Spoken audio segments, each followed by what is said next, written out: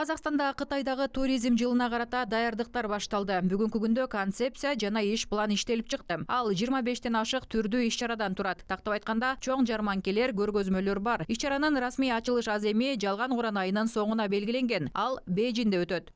Это также включает тематические недели от, например, экологического, либо познавательного культурного туризма до космического туризма. Бул экологиялык же агартуучулук маданий туризмден баштап космостук туризмге чейинки тематикалык жумалыктарды камтыйт. Башкача айтканда бардык аймактар катышат. Байыркы шаарлардын көргөзмөсү пландалып жаткан Жибек жолу жумалыгына өзгөчө көңүл бурулат. Мисалы, Сианьдан Түркистанга чейин аталган аймактардын акимчиликтери менен биргеликте иш алып барылат. Анткени ар бир аймак же регион Кытай жарандарына чыныгы туристтик өнүмдөрдү сунуштагысы келет. Каждый регион, либо группа регионов хотят представить конкретный турпродукт для граждан Китая. Көргөзмөлөрдөн тышкары жыл бою бизнес чаралар өткөрүлөт. Би жолугушууларында жана презентацияларында атамекендик туроператорлор кытайлык кесиптештери менен байланыш түзө алат. Статистикалык маалыматтарга ылайык 2023 жылдын 9 айында эле Казакстанга 200 миңден ашуун кытайлык турист келген. Ал эми визасыз режимдин киргизилиши жана түз каттамдардын көбөйүшү менен саякатчылардын саны артат деп күтүлүүдө. Белгилей кетсек, Казакстан туризм жылынын жабылышын 5 айында Алматыда өткөрүү мерчемделген.